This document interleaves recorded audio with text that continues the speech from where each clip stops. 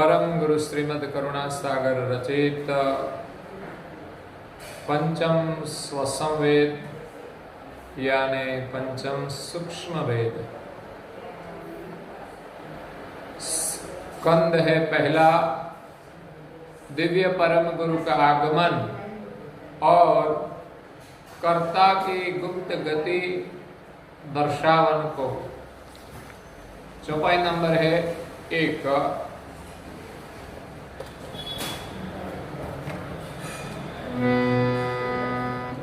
प्रथम हि मंगलाचरणा प्रणवकरण इति ग्रन्थ ससमं शुद्ध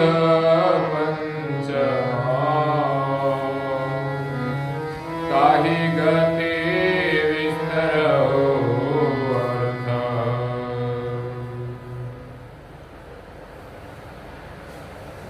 प्रिय भक्तजनों, ज्ञान संप्रदाय के आद्य स्थापक अनंत ब्रह्मांडाधीश केवल कर्ता के परम विशेषांश सकृत सिद्धांत का प्रतिपादन करने वाले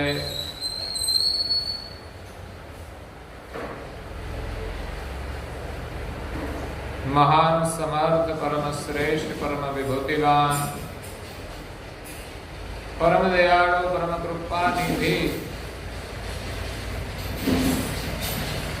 पंचम स्वसम वेद के रचयिता अनंत अंशों के तारणहार कैवल धर्म धुरंधर नव बुद्धि के सागर सोल विभूति युक्त सर्वज्ञ दिव्य परम गुरु श्रीमद करुणा सागर जी महाराज विश्व भर के मनुष्य तनुधारी चैतन्य जीवात्माओं को यथार्थ ज्ञान का उपदेश देते हुए स्वरचित पंचम सूक्ष्म वेद ग्रंथ में सर्जनहार के शरण में मंगलाचरण करके प्रार्थना करते हैं। सभी ग्रंथों के प्रारंभ में मंगलाचरण होता है। वो यही संदेश देता है कि किसी भी कार्य को करने से पहले हमें प्रभु को प्रार्थना करनी चाहिए। जब धर्म ज्ञान की रचना करनी है तब भी मंगलाचरण किया जाता है। तो संसार के सभी कार्यों के पहले हमें प्रभु का सुमिरन करना चाहिए। दिव्य परम गुरु श्रीमद करुणा सागर जी महाराज इस संसार में जगत कर्ता का संदेश लेकर आए हैं। जिस सर्जनहार को संसार के सभी अंश सामान्य और विशेष मानव दानव देव सभी भूल गए हैं। सामान्य जीव विशेष गति के देवों को सर्जनहार मानते हैं। सामान्य जीव को पता नहीं कि अपने सर्जनहार कौन है, हम कौन है। इस ज्ञान का संदेश लेकर, इस ज्ञान का उपदेश और आदेश देने के लिए सर्वज्ञ दिव्य परम गुरु जी इस विश्व में 14 लोक अंतरिक्ष के सभी देवी धामों में प्रकट हुए। जो देवता भी सर्जनहार को भूल गए हैं, उनको सर्जनहार सृजनहार का लक्ष्य दिया और सभी देवों ने प्रेम से ग्रहण किया। परम गुरु श्रीमद् करुणा सागर के पास दीक्षा लेकर सभी देवों ने उनका शरण स्वीकार किया। तो हम तो छोटे जीव हैं, बड़े बड़े देवताओं भी परम गुरु श्रीमद् करुणा सागर जी के शरण में समर्पित होकर उनका लक्ष्य ज्ञान ग्रहण करके अपने को धन्य मानते हैं। और परम गुरु जी मृत्यु लोक में आए, पृथ्वी लोक में आए, जहां 7 द्वीप है। 7 द्वीप में परम गुरु जी प्रकट हुए और सृजनहार का लक्ष्य दिया। और पुष्कर द्वीप में जब आए तब एक योगी के साथ संवाद हुआ, सत्संग हुआ, जिस योगी ने शेष जी के पास दीक्षा ली थी, लेकिन जब परम गुरु का लक्ष्य मिला, परम गुरु का संग हुआ, तब परम गुरु जी के साथ वो योगी पाताल लोक में गए और परम गुरु जी ने इस शेष मुनि को भी केवल लक्ष्य ज्ञान दिया और दीक्षित किया। इसीलिए कोई लोक बाकी नहीं रहा। हाँ, एक बात है कि परम गुरु जी ने लिखा है कि ब्रह्मांड में जो अंतरिक्ष में देवी धाम है, इसमें जो भूलोक है, गंधर्व लोक है, किन्नर लोक है, वहां मैं नहीं गया। क्यों? कि वो लोग ऐसे विलासी है जहां इस लक्ष्य का कोई महत्व नहीं है। तो पृथ्वी लोक में भी ऐसे लोग हैं भोग विलासी, उनके लिए लक्ष्य काम का नहीं है। किन्नर लोग हैं, उनके लिए भी ज्यादा काम का नहीं है। शायद उनको कथा सुनाई जाए, फिर भी उसके जीवन में ज्यादातर कोई फर्क नहीं पड़ेगा। इसलिए अंतरिक्ष में जो गंधर्व है, किन्नर लोग है, वहां नहीं गए। इसी प्रकार जो अधिकारी है वही धाम में गए, और पृथ्वी लोक में जो अधिकारी थे, उन सभी अंशों को परम गुरु जी ने सृजनहार का ज्ञान दिया। जो ज्ञान देने के लिए परम गुरु जी ने ग्रंथ की रचना की, पंचम स्वशम वेद ग्रंथ,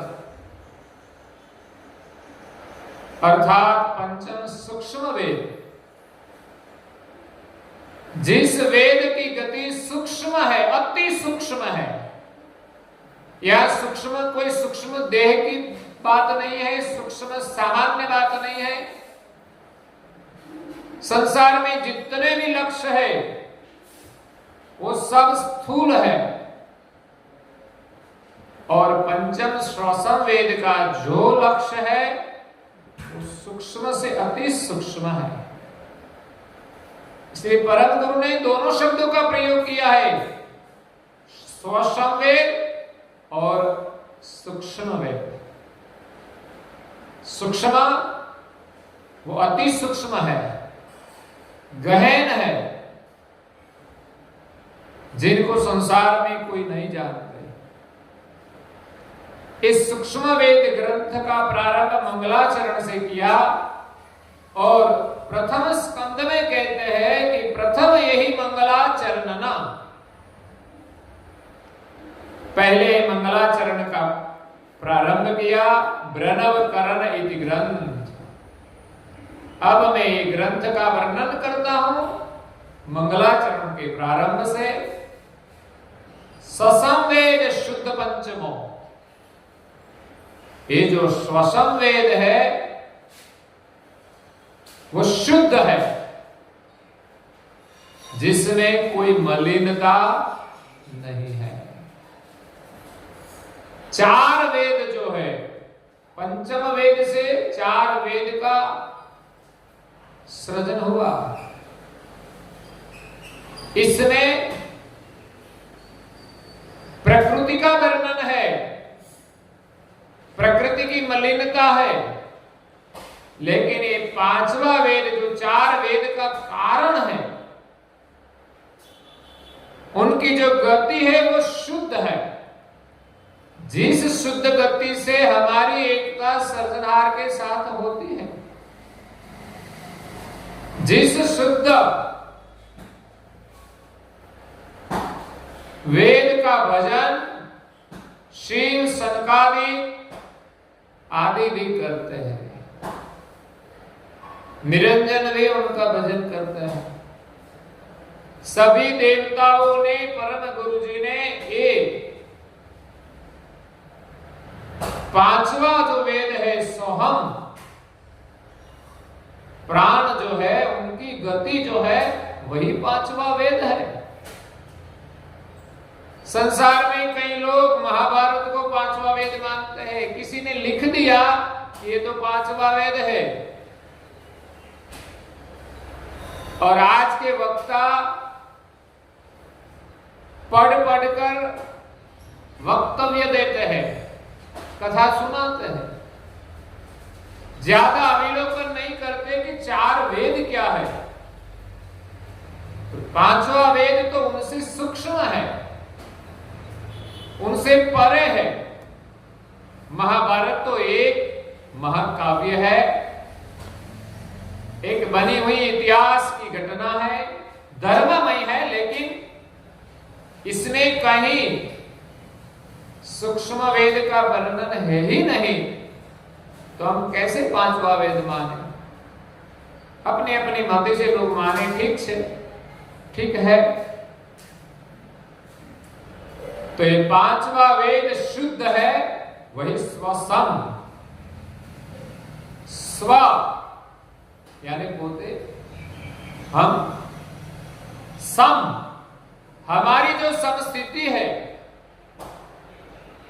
वो पांचवा वेद है। पांचवा वेद की गति समरूप है, जिसमें कोई विकार नहीं है, शुद्ध परम गति है, जिसको कहा जाए शुद्ध प्राण। ताही गति विस्तरे हो अर्थ। इस पांचवा वेद की जो गति है, उनका अर्थ का विस्तार इस ग्रंथ में परम गुरु जी करते हैं। यहां शब्दों का वर्णन है, शब्द के वर्णन से हमें समझना है, लेकिन इस शब्दों के अंदर, इस ग्रंथ में, एक ग्रंथ ही पांचवा वेद नहीं है, लेकिन जिस गति का वर्णन किया है इसलिए पांचवा वेद है। लेकिन उनकी खोज हमें अपने भीतर में करनी होगी। पूज्य श्री नारायण दास जी महाराज श्री गोड़ी नंबर 6 में क्या कहते हैं?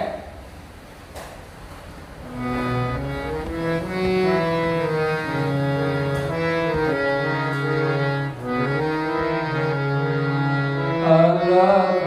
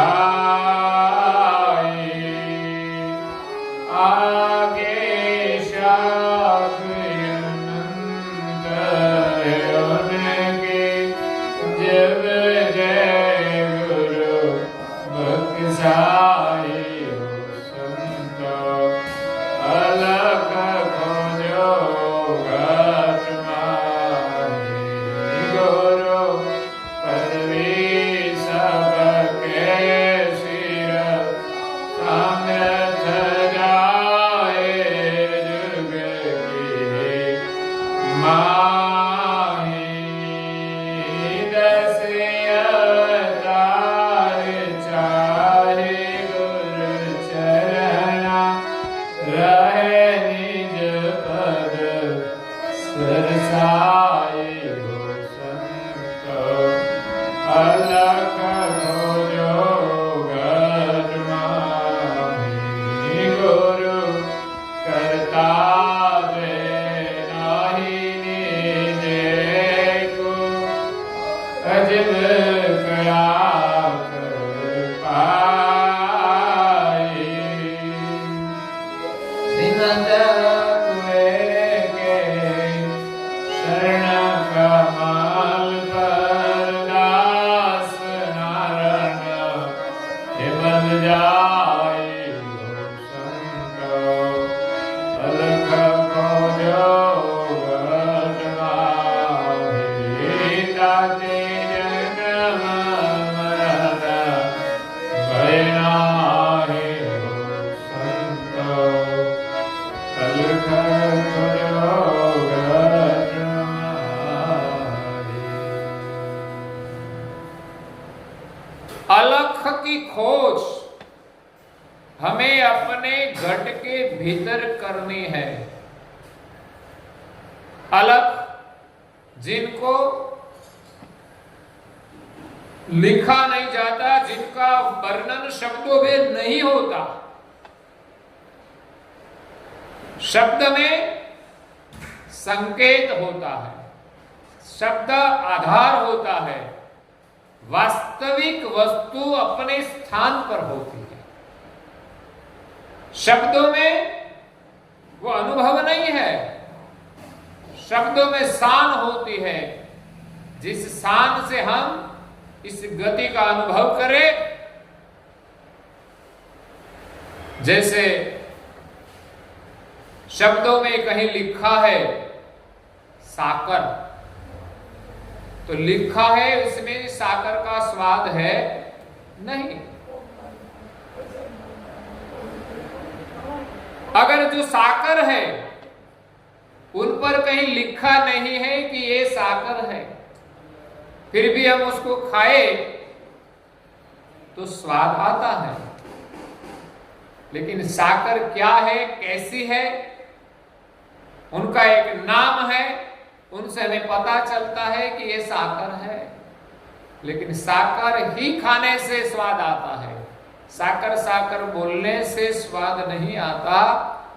इसी प्रकार एक ग्रंथ का ज्ञान है, हम बोले तो सही, सुने भी सही, लेकिन वहां तक हमें पहुंचना पड़ेगा, हमारी वृत्ति को अंतर्मुख करना पड़ेगा।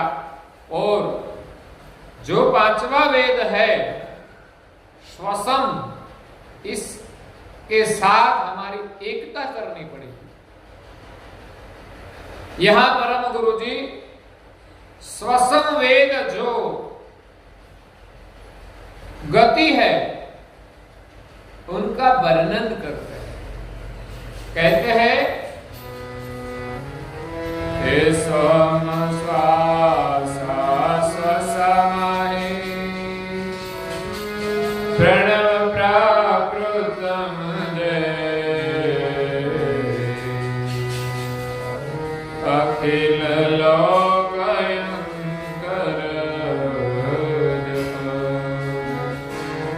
वेद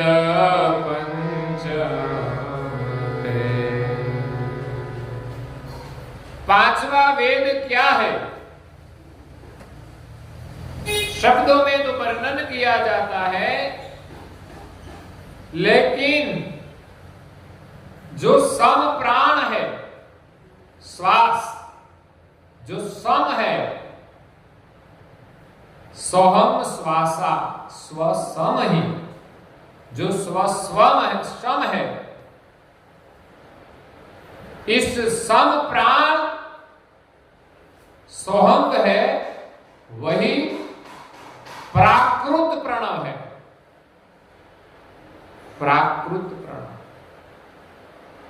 जो प्रकृति से पर है, प्राकृत प्रणव जो कुदरती है, समस्त ब्रह्मांड में भरपूर है, वो सोहंग ब्रह्म।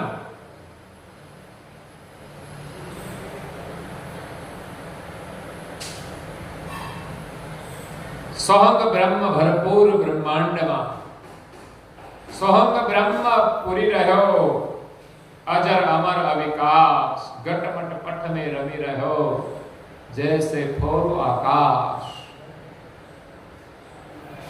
पूर्ण ब्रह्म समस्त ब्रह्मांड में भरपूर है, जो प्रकृति से पर प्राकृत प्रणव है वो सोहंग ब्रह्म है, जिनको कहा पंचम वेद, जो शुद्ध प्राण है, जिनको निहंग प्राण कहते हैं।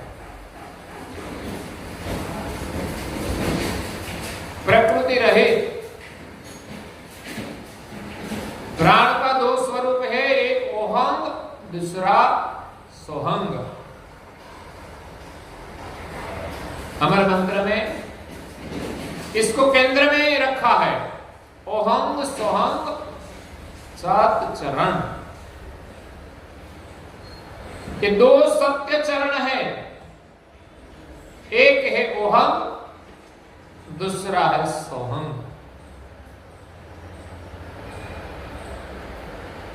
84 लाख प्रकार के जो शरीर है, इसमें जो चैतन्य अंश है, ब्रह्म तो व्यापक है, लेकिन सभी शरीर में अंश भिन्न भिन्न है। जिस अंश से ही इस सोहंग प्रणव सचेतन होता है, चलायमान होता है, इसलिए तो परम गुरु जी ने सकृत चिंतामणि ग्रंथ में लिखा है, कहा है कि निज प्रतिबिंब ग्रहित परमात्मा जिनु तत् सुलट सोहंगा, निज प्रतिबिंब ग्रहित परमात्मा जिनु तत् सुलट सोहंगा। तीन की किरण पुरुष प्रकृति पर, प्रकृति मिली ओहंगा। इस जो शरीर बना हुआ है, इसमें सोहंग प्राण तो है ही सब व्यापक, लेकिन जब ही चैतन्य अंश आया, इस शरीर के तखत पर विराजमान हुआ और अपनी दृष्टि निज प्रतिबिंब ग्रहित परमात्मा, परमात्मा यानी सोहंग प्रणव, ब्रह्मरंध्र स्थान में जो सोहंग प्रणव, वहां अंश की दृष्टि पड़ी तो वो चलायमान हुआ। ब्रह्मांड में जो प्राण है वो समरूप है,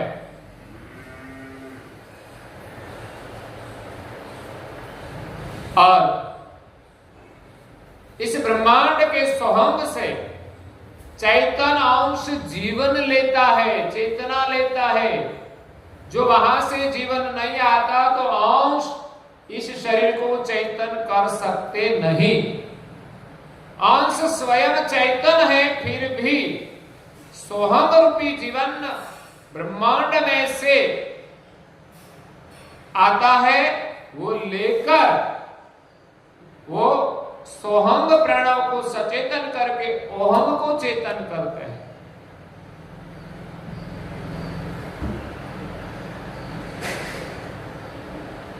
तो निज चैतन्य अंश प्राण को चेतन करते हैं, सोहंग प्राण को।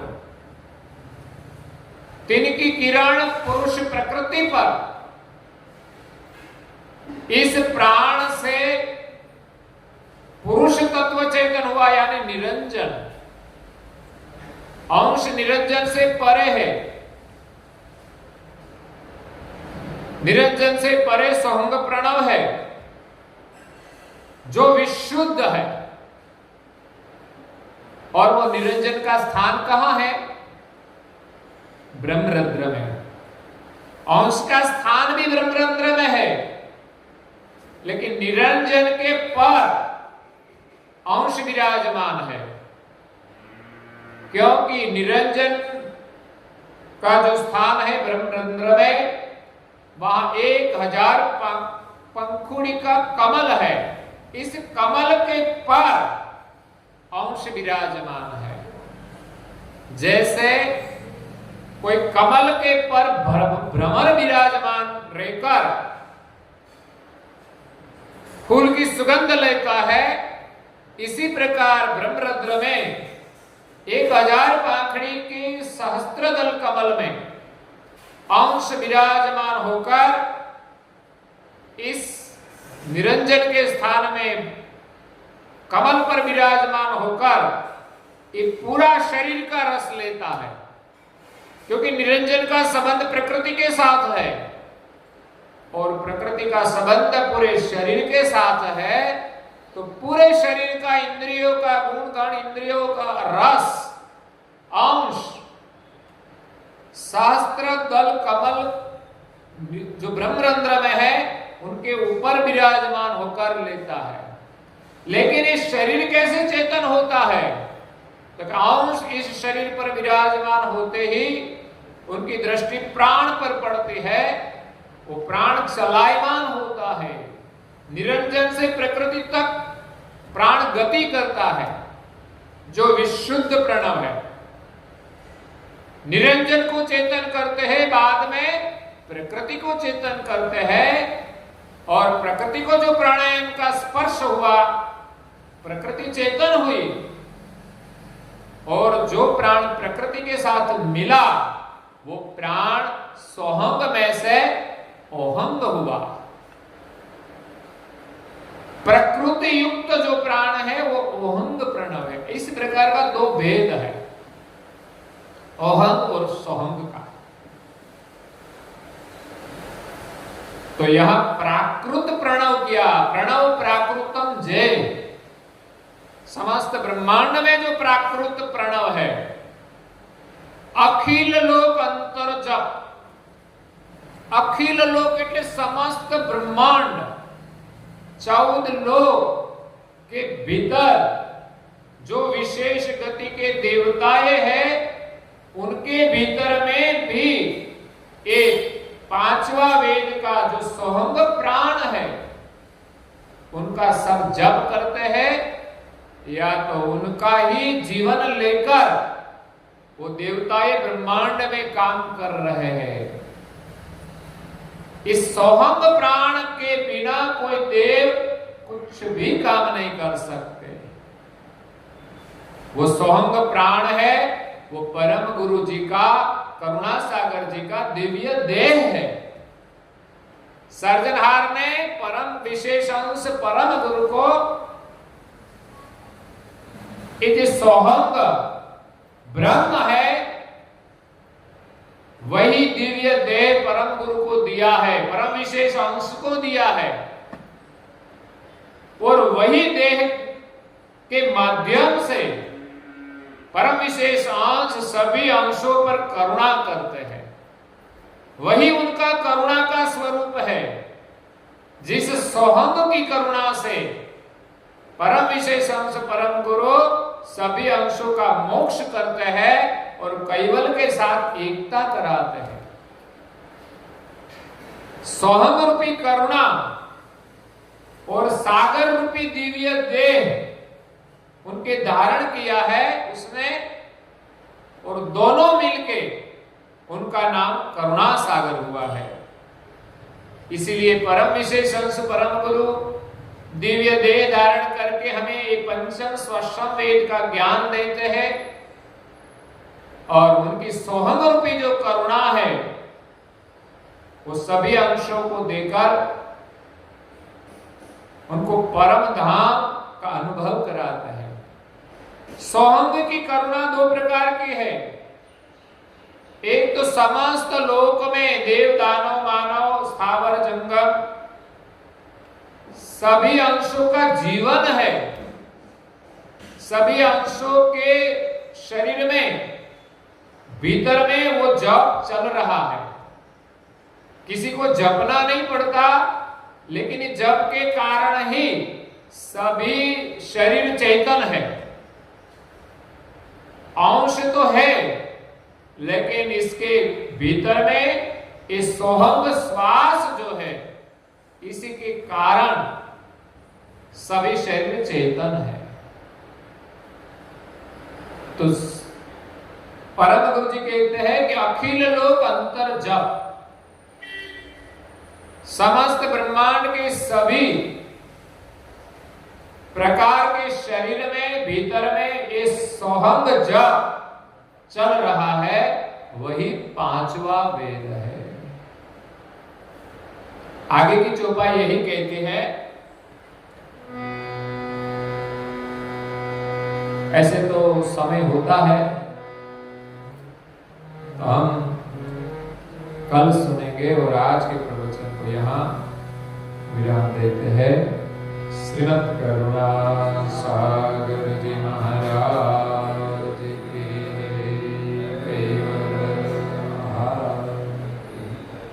श्री विचला जी महाराज की जय।